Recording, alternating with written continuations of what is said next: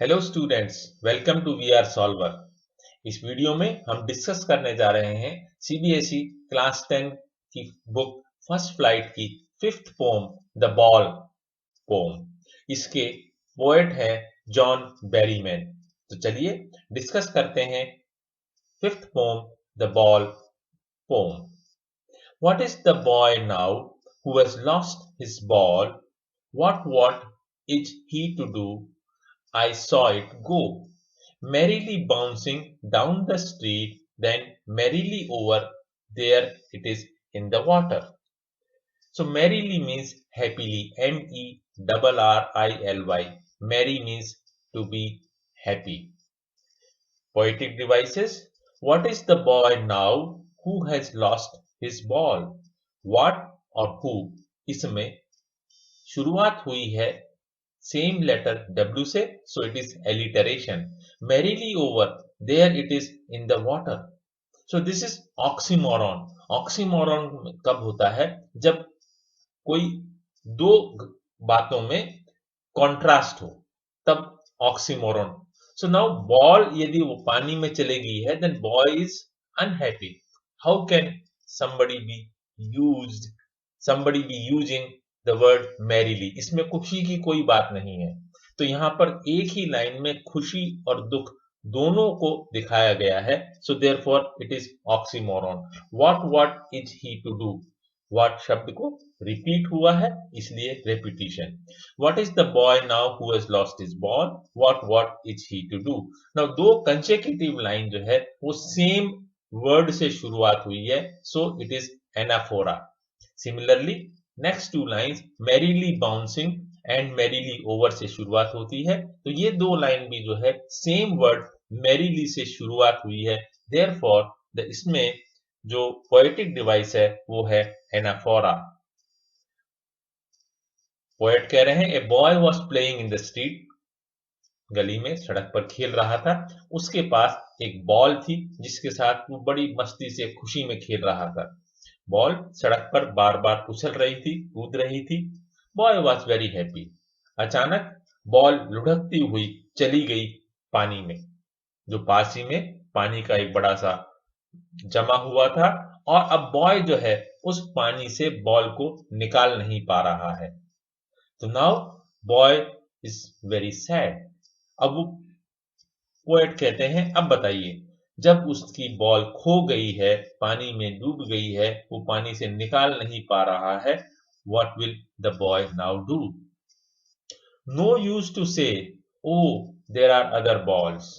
N ultimate shaking grief fixes the boy as he stands rigid, trembling, staring down all his young days into the harbor where his ball went. I would not intrude on him. Shaking means disturb, an ultimate shaking grief.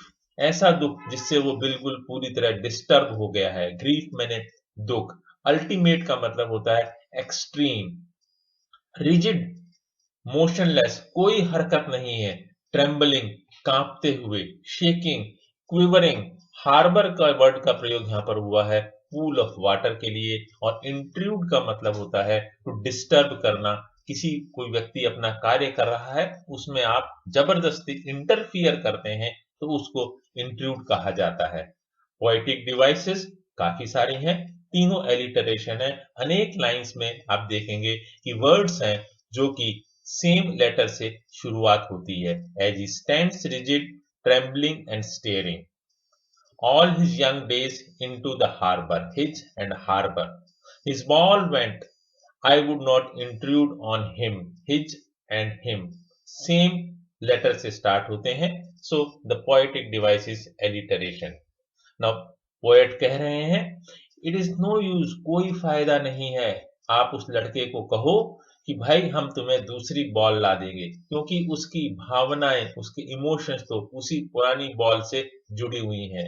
वह बहुत दुखी है कि उसकी ball खो गई है।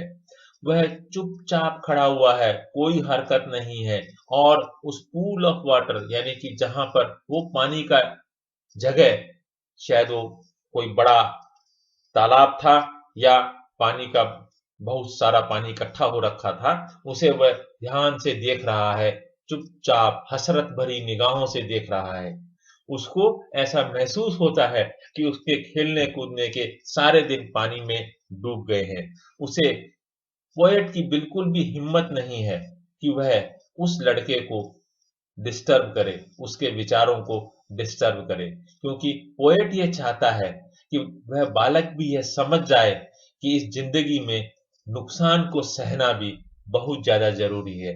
हर समय हमें फायदा नहीं होता है, ये जिंदगी बहुत बार नुकसान भी देती है। A dime another ball is worthless. Dime का मतलब होता है बहुत ही small amount of money. He senses his first responsibility in a world of possessions, people will take balls, balls will be lost always, little boy. Dying जैसा मैंने आपको बताया बहुत ही स्मॉल अमाउंट, वर्थलेस का मतलब है very small amount, something which is very insignificant, महत्वहीन कोई बात हो तो उसे हम कहते हैं worthless. Poetic devices, let us look at them. In a world of possession, people will take possession and people. P से start होते हैं alliteration. Balls, balls, दो word, same words. So it is repetition. Balls, balls will be lost always, little boy. Lost and little, same letter से start हो रहे हैं. So it is alliteration. So the poet बता रहे हैं कि ball की कीमत बहुत कम है, बहुत कम पैसों में वापस आ जाएगी, परंतु उसकी कीमत कम है यह महत्वपूर्ण बात नहीं है। महत्वपूर्ण बात यह है कि now the boy is feeling the responsibility, वह जिम्मेदार बन रहा है कि मेरे पास जो चीजें हैं वो खो भी सकती हैं, इसलिए मुझे उन्हें ध्यान से रखना चाहिए। People will say that a new ball can be bought because the world believes in buying material. ये मेटेरियलिस्टिक वर्ल्ड है, वो क्या सोचता है, एक चीज खराब हो गई कोई बात नहीं, दूसरी चीज ले लो, हमारे पास पैसा तो है ही है। परंतु इस बात को ध्यान रखो कि व्यक्ति के इमोशंस भी जो है एक बहुत बड़ी चीज होती है, और कभी न कभी वो बहुत सी हमारी चीजों के साथ जुड़ी रहती हैं, चाहे वो हमारी फोटोज हो, चाहे हमारे कुछ possessions हो। But the little boy thinks that the new ball will not be same as is old ball. परंतु वह छोटा सा बालक इस बात को समझ रहा है कि वह नई बॉल तो ले सकता है, परंतु वो जो नई बॉल होगी वो उसकी पुरानी बॉल से डिफरेंट ही होगी। And no one buys a ball back, money is external. He is learning, well behind his desperate eyes, the epistemology of loss, how to stand up, knowing what every man must one day know, and most know many days how to stand up. Desperate means full of sorrow. Epistemology means true meaning of feeling or the true knowledge. Stand up means to understand, to accept, or tolerate. Now let us look at poetic devices. And no one buys a ball bag, buys ball bag, तीन words में शुरुआत होती है same letter B से, so alliteration. Every man must one day know, so man और must एक ही letter M से शुरुआत, सो एलिटरेशन।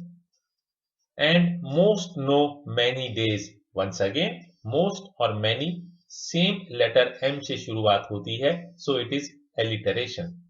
तो पोएट जो है इस स्टेंजा के माध्यम से ये बताना चाहते हैं, the boy has understood that nobody can buy back the same ball. उसे अच्छी तरह से मालूम है कि कोई भी व्यक्ति नई बॉल तो खरीद सकता है, परंतु यह बॉल उसकी पुरानी बॉल नहीं होगी, it is going to be different.